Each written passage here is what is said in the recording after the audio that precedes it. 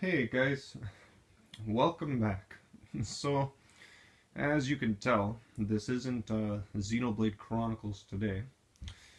Uh, Basically, I was going through my comments section not that long ago, and Mike Austin, you gave me a great idea because basically, in the last episode of Xenoblade Chronicles, I kind of went off topic quite a bit, and I spent a lot of time talking about my experiences in regards to Xenoblade Chronicles 2 and like the whole Xeno series in general. And you had left a comment talking about making a video on Breath of the Wild and like Zelda and stuff like that. So I was like, "Oh damn, that's a good idea. I should get on that." So I figure, heck, let's make this a completely separate video from my Xenoblade Chronicles Let's Play. Just make a separate video where I actually play some Breath of the Wild and talk about Breath of the Wild. I think that makes more sense. So, yeah, let's get into this. As you can see, I'm playing my Master Mode right now. I have all the shit done, I think. I got the DLC done on Master Mode too. That was actually pretty difficult because the fucking bosses kept regaining their health bar. You had to be fast at that shit. But yeah. This is my Master Mode. This is my third fucking playthrough on this game. I have my 100% file on my Wii U, and then I have my normal mode file on my Switch and my Master Mode file on my Switch. So yeah. 3 times I have played this game, and 3 times I have completely fallen in love with it over and over again. Like, it just goes to show how fucking magnificent this game is. Like, I can't get bored of it. Every couple months, or every half a year, I just come back to it, and I have a very similar experience with this game as I did the first time playing it. That's just how magnificent the exploration is, basically. So, I should kind of start off this video by mentioning, guys, I have been a Zelda fan my entire life, pretty much, since I was 5 years old, when I was first introduced A Link to the Past for the Super Nintendo. Basically, my parents had a Super Nintendo when I was really young, and I had grown up playing games like Super Mario World and Donkey Kong Country. And of course, those games were side-scrollers. You could only go left and right, and they were platformers. I had never been introduced to, like open-ended games and, like, RPGs and stuff. Until my mom, I saw her playing Link to the Past one day when I was a kid, and I was, like, very intrigued by the game. I was like, "Can I try that?" And she was like, "No, I don't think you'd be able to play this, John. There's a lot of intricacies involved," I guess. She was trying to explain to me that there was a lot of reading and discovering involved. It wasn't going to hold my hand, basically. And I remember that's what got me intrigued. I was like, wait, what do you mean a game that I can't play? I can play any game. I'm 5 years old. I have a distinct memory of that. A distinct memory of me being completely intrigued by the idea of A Link to the Past and just exploring this world and talking to people. Because at that point, I was 5 years old, I didn't know how to read very well, and Zelda games, they require you to read shit. Like, you gotta be able to have a basic understanding of, like, language to know where to go in those games. So, as a 5-year-old who didn't know how to read very well, I just spent the majority of my time in that game just exploring and wandering the world.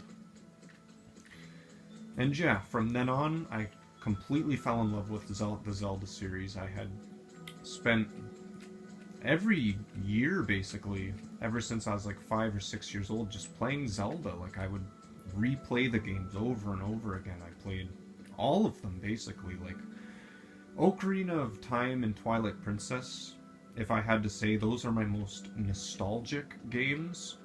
Mainly because those were like, I don't know, how do I explain this? Twilight Princess, when I was younger, I had the most anticipation for that growing up because the graphics at the time were just amazing to me. I found the whole dark theme to be very, like, fitting. I don't know. I was very intrigued by Twilight Princess growing up. And Ocarina of Time was just a fucking classic. I replayed that game more than any other video game to ever exist, basically. Like, I can't even count how many times I've replayed Ocarina of Time. So yeah, basically, that's what I wanted to get out of the way to start off with. I grew up with Zelda. I love Zelda. It's like, this series is ingrained in my heart for the rest of my life. I will love these games. And, let's just say it was up to the point where Skyward Sword came out, where I started to get a little worried about Zelda, because it was going in a direction that I didn't want the series to go in. After Twilight Princess, I thought Nintendo would make a game where it was like Twilight Princess, but way bigger, with a way bigger overworld and more exploring. I thought that's what they were going to do. And then Skyward Sword came out, and it was the complete opposite, where you had to follow where Fee was telling you the entire game. It was kind of very linear. You couldn't go off the beaten path very often. And it was very much a game that held your hand through this story that was actually pretty good, I'm not going to lie. It's just, I don't know. It's just the fact that I couldn't explore very much in Skyward Sword. It worried me. I was like, oh no, is this where the Zelda series is going to go from this point on? Are we just going to have games that are overly linear, that are kind of almost pretending to be like big open world experiences? I don't know how to explain this, but yeah, I was very worried after Skyward Sword that that's how the series was going to be going forward. So I basically, I only played Skyward Sword like once, I think, maybe twice. I couldn't play that game anymore. Every time I would try and sit down and get into it, I just couldn't. It was too hand-holdy, and I didn't want to swing my arms everywhere. So yeah, basically, there I was, worried Zelda was going to go in a certain direction after Skyward Sword, and it was around 2014, I think, when Nintendo released the first like teaser trailer for Breath of the Wild. And oh my god, that trailer, it took all of my worries away. I realized, oh my god, it's not just me that feels this way about Skyward Sword.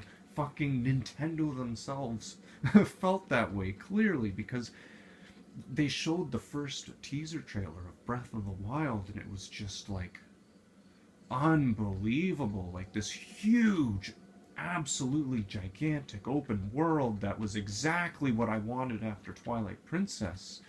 And I was like, oh my god, Nintendo's actually gonna make this fucking game a reality. This game I have been dreaming of for years, and it's actually gonna happen. So yeah, the years went by after 2014. I'm sure many of us felt the same way. We were extremely hyped up about this giant, brand new open world Zelda experience that would be like nothing before it. And yeah, we spent years with just nothing but the title Zelda Wii U in development. That's what we knew for years. That's the only thing we knew. And the rest was up to our fucking imaginations. Our imaginations all went wild. And I remember I started to get a little worried. I was like, oh no, John, calm down. You're hyping this game up too much. It's it can't be that good.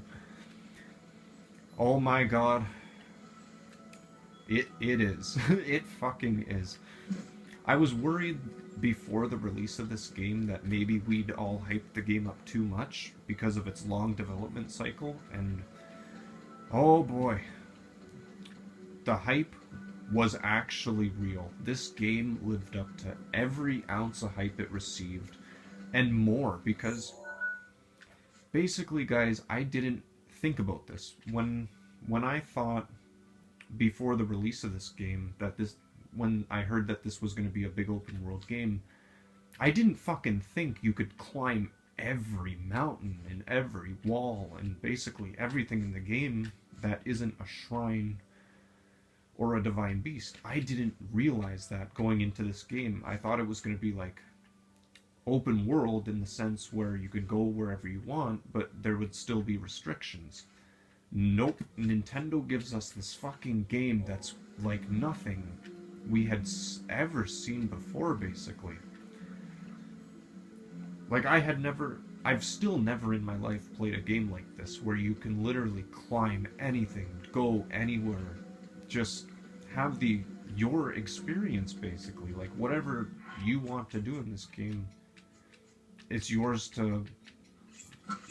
path to discover, basically. Everyone's gonna play this game differently. And I remember when this game first came out, and I was on the Great Plateau. Like, look at this, for example. What the fuck? I could have never in my wildest dreams as a kid conceptualized the idea of climbing anything and everything in a game. It's like, it was just so significant to me. I remember when I picked up this game on March 3rd, 2017, I didn't have the money for a Nintendo Switch at the time, so I picked it up for the Wii U. And going through the Great Plateau put all of my worries to rest. I knew going through the Great Plateau and being able to climb everything and having this really amazing exploration experience, I knew I was in for something like I had never played before, basically. And this whole game, all three